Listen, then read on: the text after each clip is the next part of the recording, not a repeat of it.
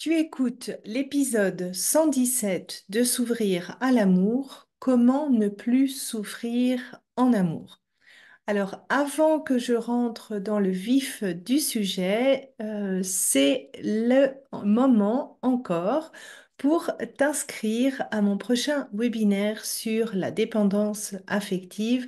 Souvent, un des moyens d'identifier la dépendance affective, c'est le niveau de souffrance que tu as. Donc, si c'est quelque chose qui te parle, je t'invite à t'inscrire à mon webinaire. Je te mets le lien dans les notes de cet épisode.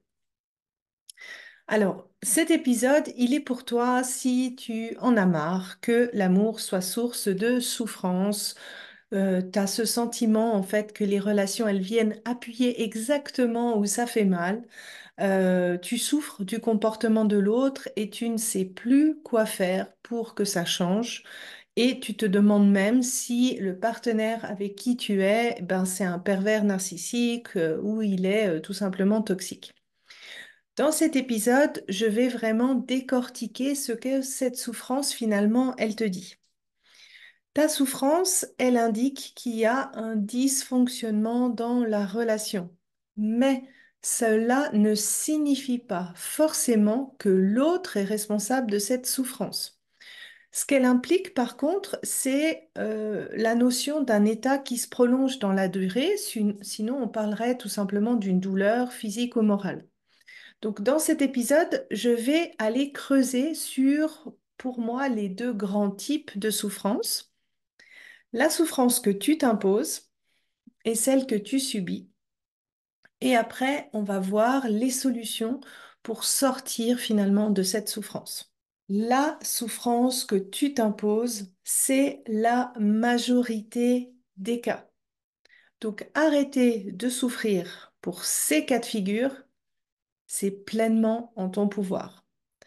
Je dis toujours, ce n'est pas le problème que la personne s'engage pas, et c'est pas ça qui te cause la souffrance. C'est ce qui te cause la souffrance, c'est que tu te contentes des miettes que tu reçois. Ce n'est pas la personne indisponible qui te cause cette souffrance. C'est que tu acceptes de rentrer en relation avec cette personne qui te fait souffrir. Et par expérience, c'est vraiment la majorité des cas. Et il y a souvent quatre grandes manières de cela créer, en fait, cette souffrance qu'on s'impose. Le premier critère, c'est la désillusion. C'est le cas, par exemple, quand tu te comportes comme dans une relation établie et puis que l'autre n'a pas officiellement dit qu'il voulait être en relation avec toi.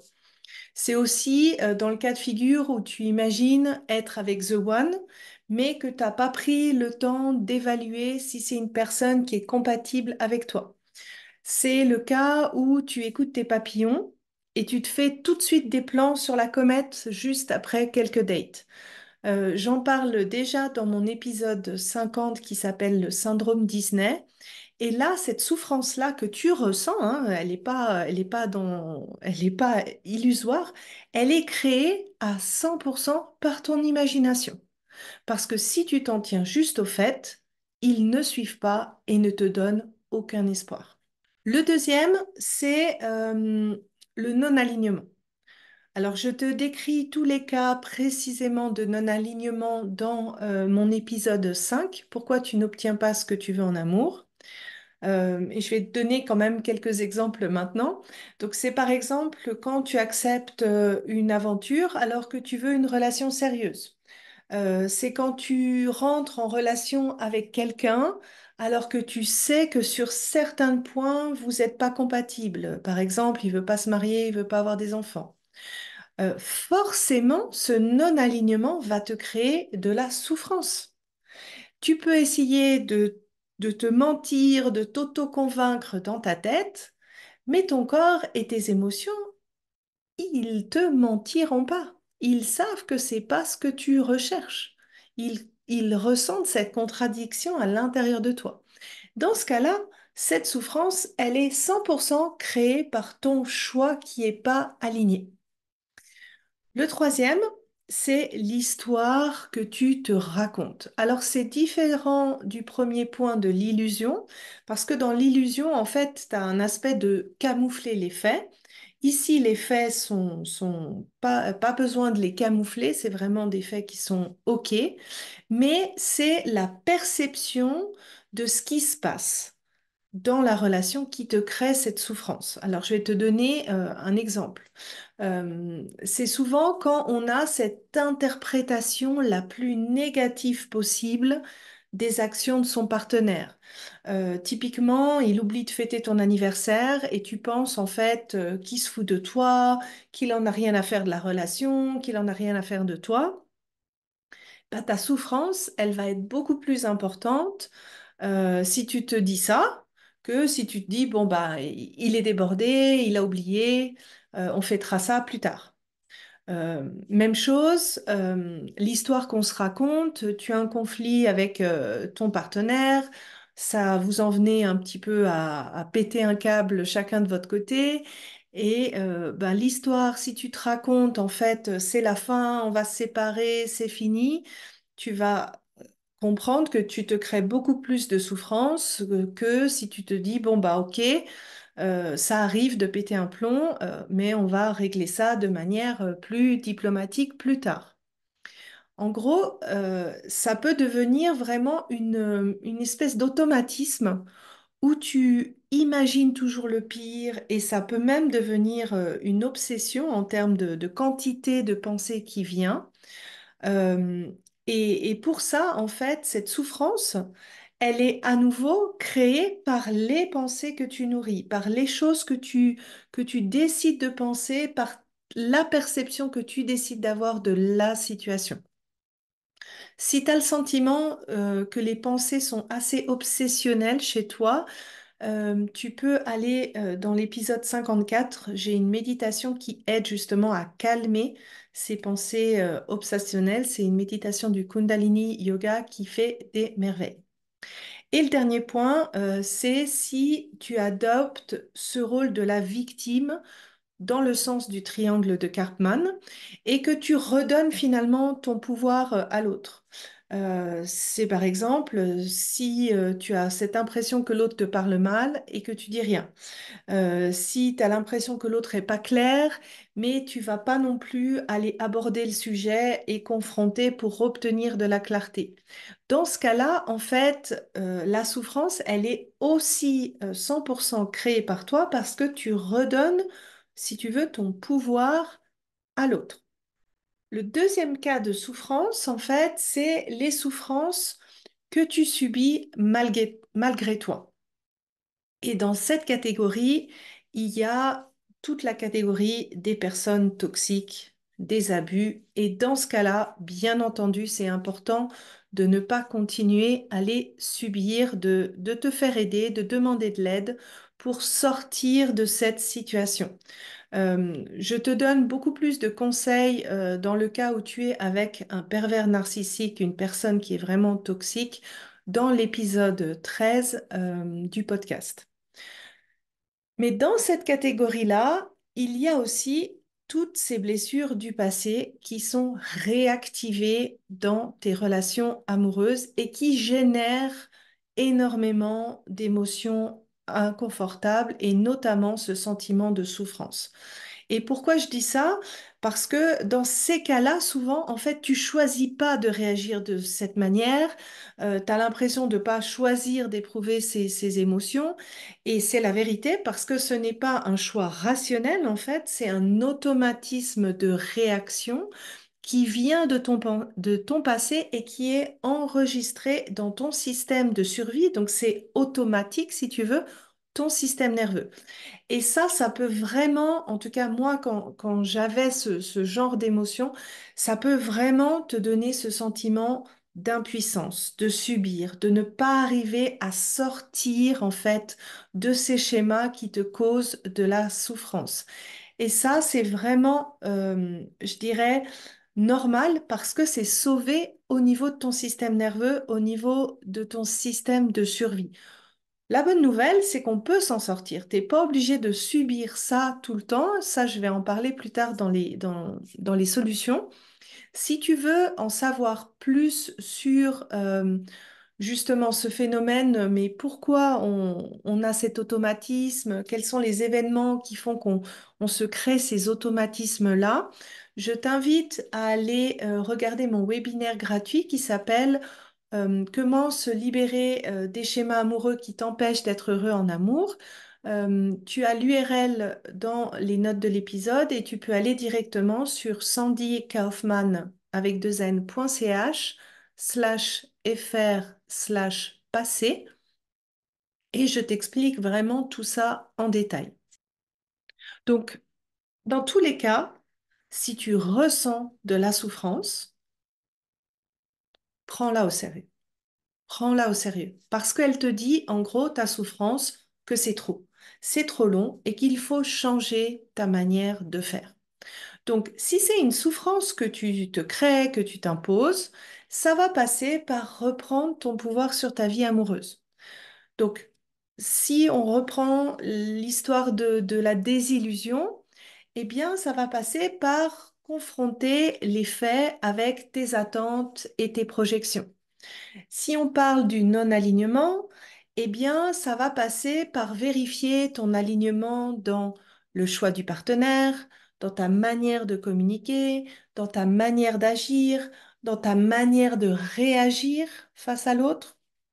Si c'est l'aspect de l'histoire que tu te racontes, eh bien, ça va passer par déjà observer l'histoire que tu te racontes. Des fois, ça va tellement vite qu'on a vraiment l'impression que c'est la situation, en fait, qui fait que tu ressens ça.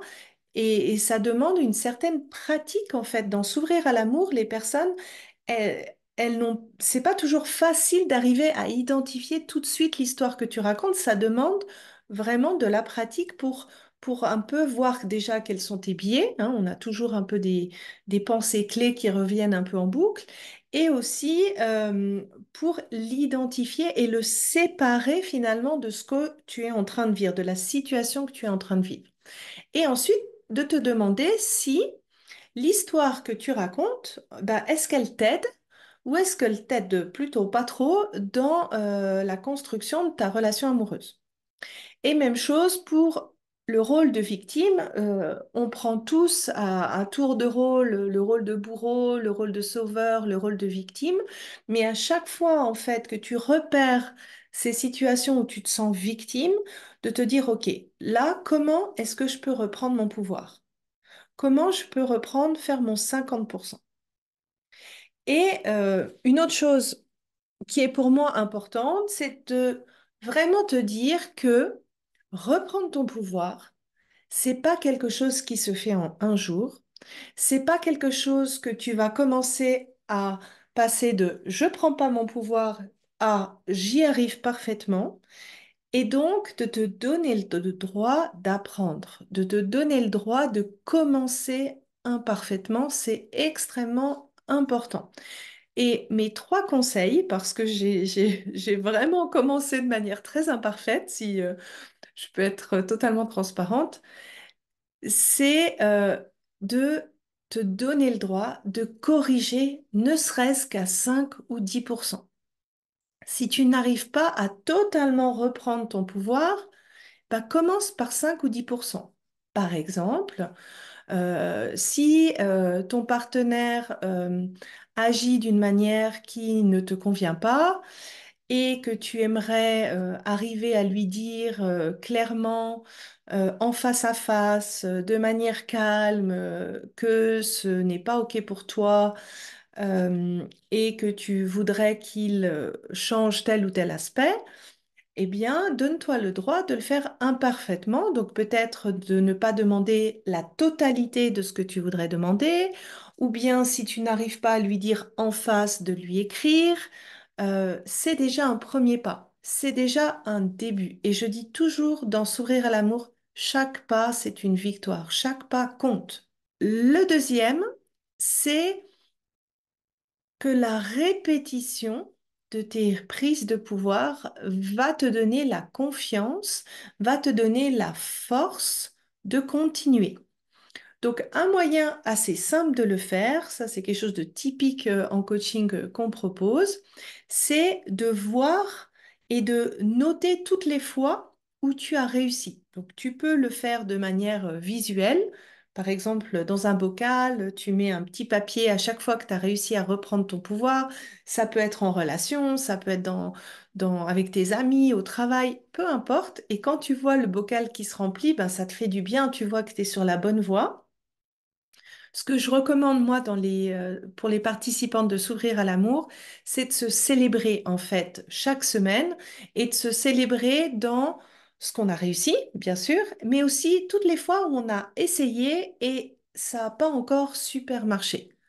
Parce que, en fait, en faisant des erreurs, qu'est-ce que ça veut dire? Ça veut dire que tu as essayé. Si tu essayes pas, tu es sûr de ne pas faire d'erreur et souvent, en fait, le fait de ne pas y arriver, bah, ça te décourage, ça te démotive, alors que si tu redors le blason finalement à tes erreurs, bah, ça va te permettre de voir que même si tu n'as pas encore atteint le résultat que tu veux, tu es dans la bonne voie, tu es sur la bonne voie et tu y arrives. Et le dernier point, c'est souvent pour l'aspect de la souffrance. Yogi Bhajan, qui est professeur de Kundalini Yoga, il dit que on souffre tant qu'on pense qu'une situation qu'on vit ne s'arrêtera jamais. C'est-à-dire qu'on n'a pas mis un stop, en fait, à la fin de cette souffrance. Et je trouve ceux qui aident, en fait, pour arriver à mettre à arrêter d'être dans cette souffrance qu'on s'impose, c'est de se fixer un délai intérieur et de se dire, bon, ok, passé ce délai, je dis stop et je change.